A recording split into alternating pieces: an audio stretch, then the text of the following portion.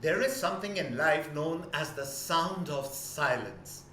Very often than not, this silence can be ponderous, serious, deep meaning. Has our Prime Minister then borrowed a page from the playbook of former Prime Minister Narasimha Rao to use silence as a weapon, as a tool, and a strategy to ride out the storm created by the alleged indiscretions of Nupur Sharma? Mr. Modi, as everyone knows, including his detractors, is a formidable conversationalist and an orator.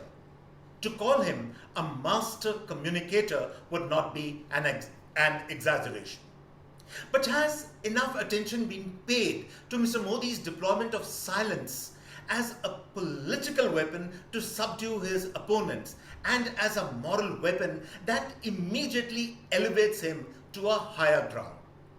If that be the case, then the Nupur Sharma controversy should be behind us. But is it?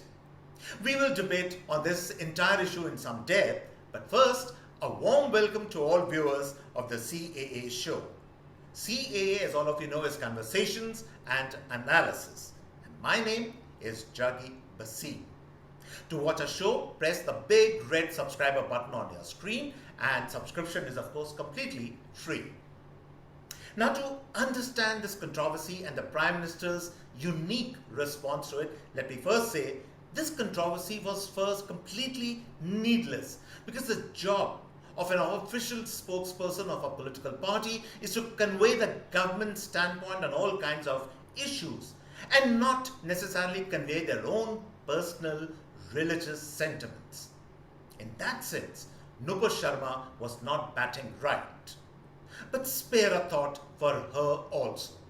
As a young woman, she is being hounded on all sides by death threats, first information reports, and the stigma of being shown the door by her own party. It can't be easy being Nupur Sharma right now. And then let us talk of the response of the outside world to this controversy. I would not necessarily give much importance to the reaction of the Islamic nations worldwide, and certainly not in the least to the OIC, Pakistan, and countries like Turkey and Malaysia, which need an excuse to spring on India for compulsions of their own domestic politics. Honestly, the three countries that really matter in this region for us are the United Arab Emirates, Saudi Arabia, and Iran. They matter because over the years, we have developed extremely important strategic and economic ties with these countries. And in all these three countries, the fallout from the Nupur Sharma case has by far been well contained.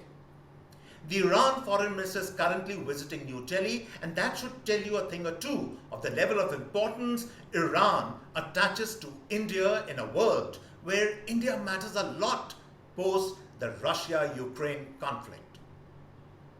Don't for a moment believe the version of vested interest in India and abroad that are busy spinning out the narrative that India with bended knee is seeking forgiveness from West Asia and other Islamic nations on this issue. Nothing could be more farcical or amusing or even blatantly untrue than these reports. These reports and pronouncements are the fantasy, political pornography of habitual vested interests and personalities who can't stand Modi and this government. India, more than any other time, is in pole position today, enjoying the complete respect and the confidence of both the West and the East, as well as the sober elements and players in the Islamic world. And that brings me to the issue of the Prime Minister's response to the Nupur Sharma controversy. Why does he maintain a studied silence on the matter? What is the end goal he is pursuing? If I were to believe the left liberal crowd and all the has-beens of Indian polity, then Modi is silent because he condones extremist behavior and pronouncements. That is not the case at all.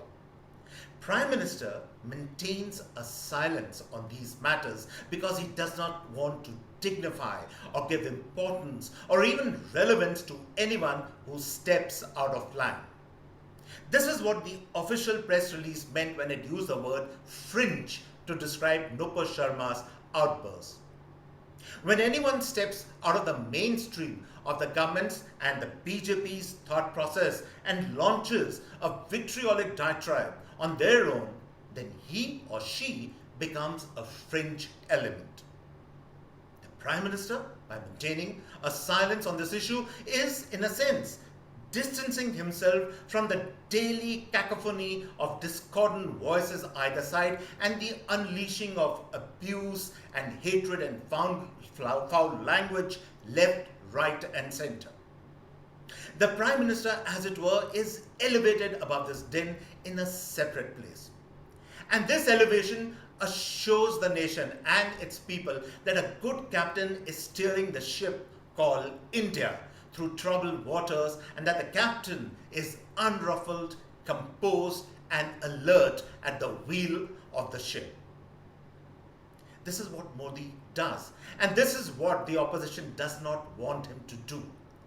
They want him to hop television channel to television channel, justifying himself to join the raucous crowd, the screamers on social media, and in a sense become one of them. And in this, the Prime Minister does not oblige them. He maintains his sheen, his allure, his separateness from all those who have gone blue in the face shouting their negativity. Sometimes I get the sense the Prime Minister is almost floating above them all, untouched by ugly controversy. This state of affairs is the BJP's strength and the opposition's nightmare. After a long time, they had in the Nupur Sharma controversy, a chance to put the government on the mat. They could not do that, but ended up rolling in the carpet themselves. Far from this controversy besmirching the name of the country in the Islamic world, our mature response to this ugliness led by the Prime Minister has not only embellished India's name as not only a secular, tolerant nation, but also as a just country that does not hesitate to crack down when it sees wrongdoing. And being just that these days is a big, tall order for many countries. And so, on this note, I come to the end of this episode of the CAA Show. I hope you really enjoyed this particular episode. Do keep watching our show, subscribe to us, and on this note, it's goodbye and cheers from my end.